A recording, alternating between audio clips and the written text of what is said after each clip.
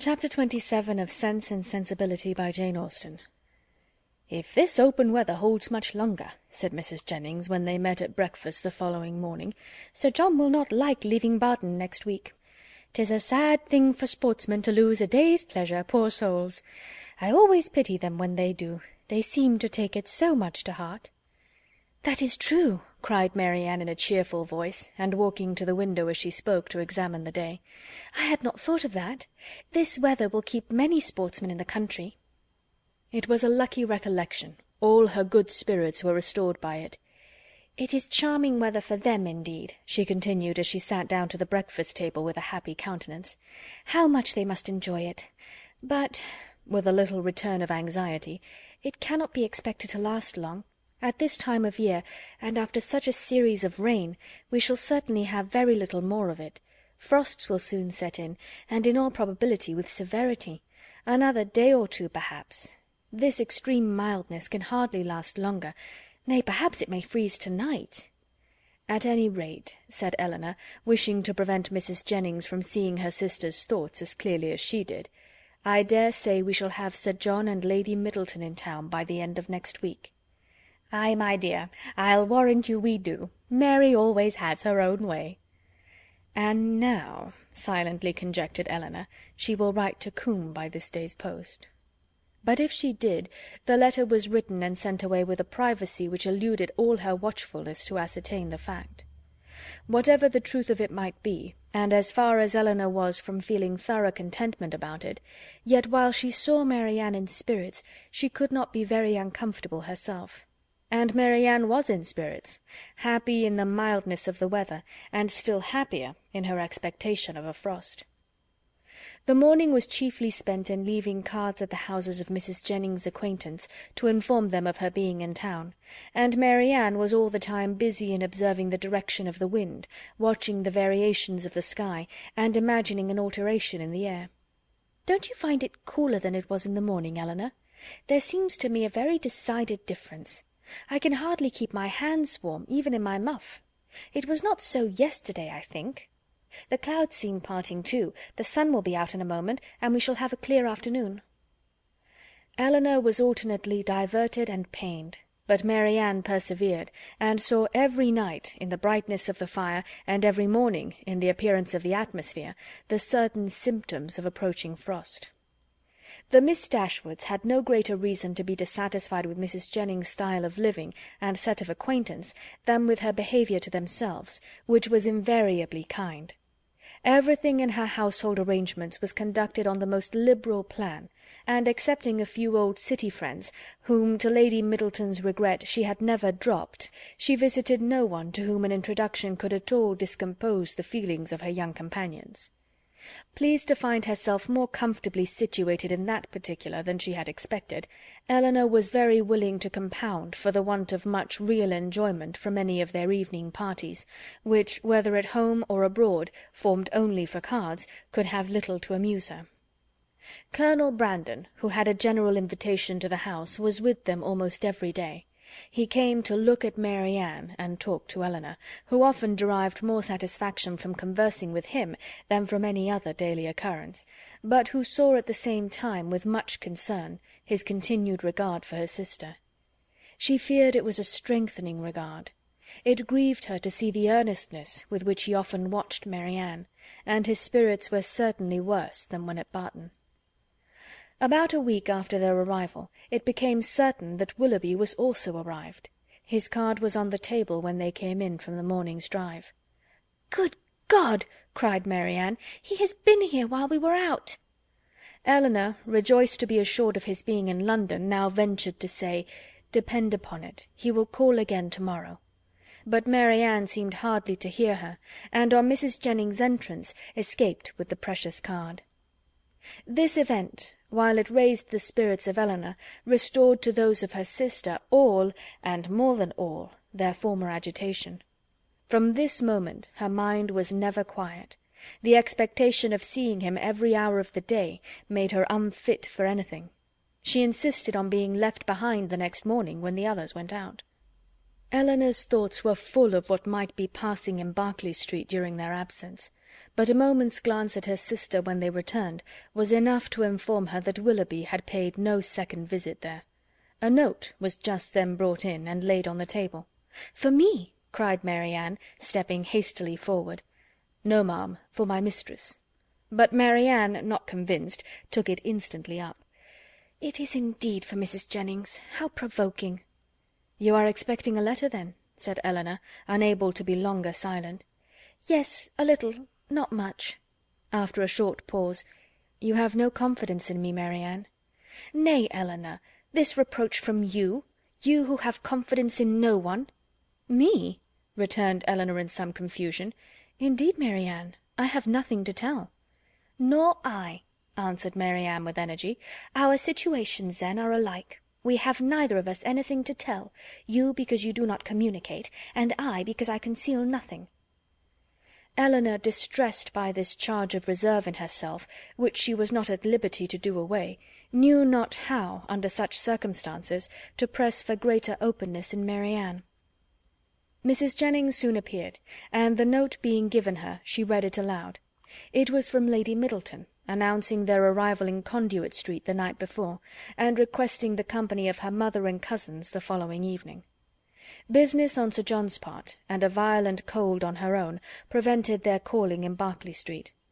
The invitation was accepted, but when the hour of appointment drew near, necessary as it was in common civility to Mrs. Jennings that they should both attend her on such a visit, Elinor had some difficulty in persuading her sister to go, for still she had seen nothing of Willoughby, and therefore was not more indisposed for amusement abroad than unwilling to run the risk of his calling again in her absence.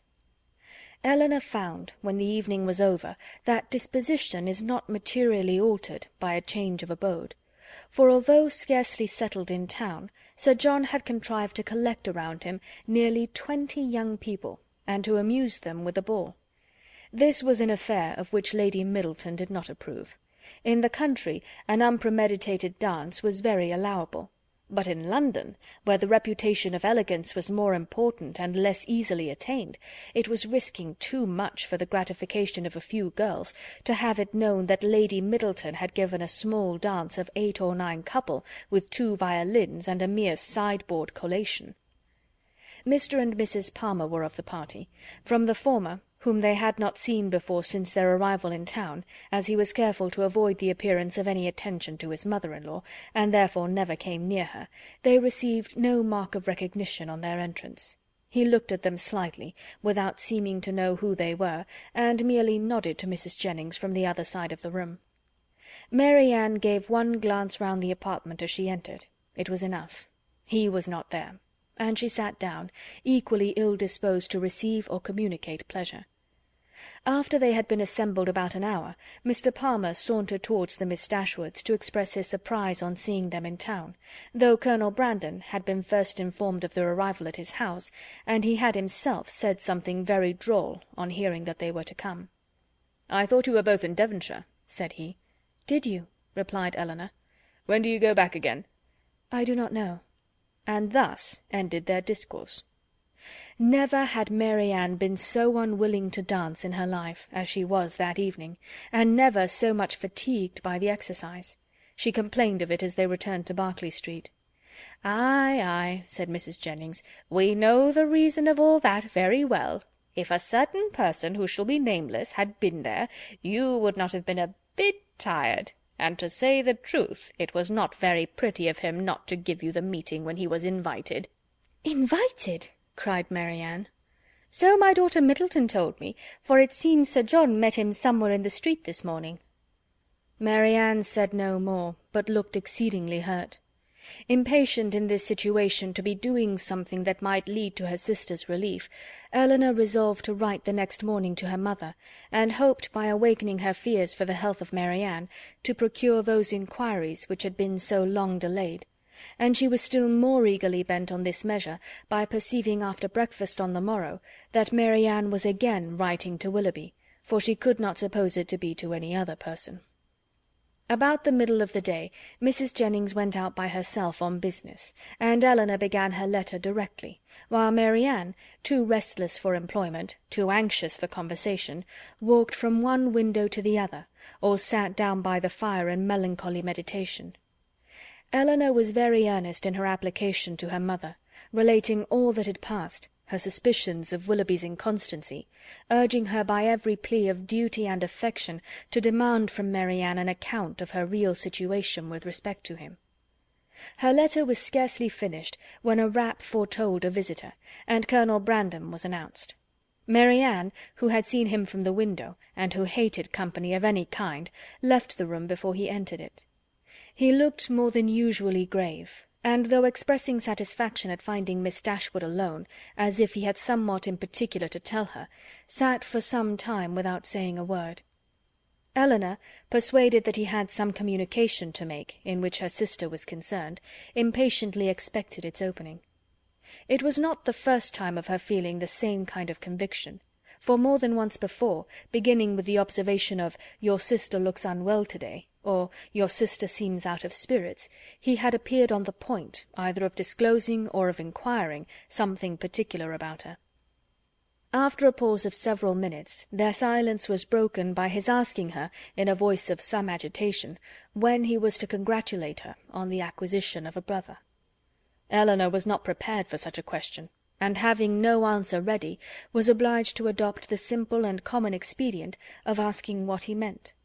He tried to smile as he replied, "Your sister's engagement to Mr. Willoughby is very generally known."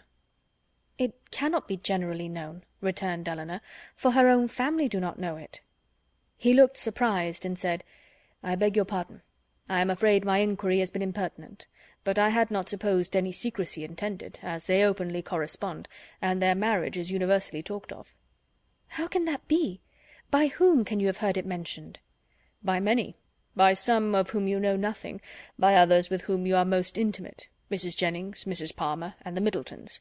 But still I might not have believed it, for where the mind is perhaps rather unwilling to be convinced, it will always find something to support its doubts. If I had not, when the servant let me in to-day, accidentally seen a letter in his hand, directed to Mr. Willoughby in your sister's writing. I came to inquire, but I was convinced before I could ask the question. Is everything finally settled? Is it impossible to— But I have no right, and I could have no chance of succeeding. Excuse me, Miss Dashwood, I believe I have been wrong in saying so much, but I hardly know what to do, and on your prudence I have the strongest dependence. Tell me that it is all absolutely resolved on, that any attempt, that, in short, concealment, if concealment be possible, is all that remains." These words, which conveyed to Eleanor a direct avowal of his love for her sister, affected her very much.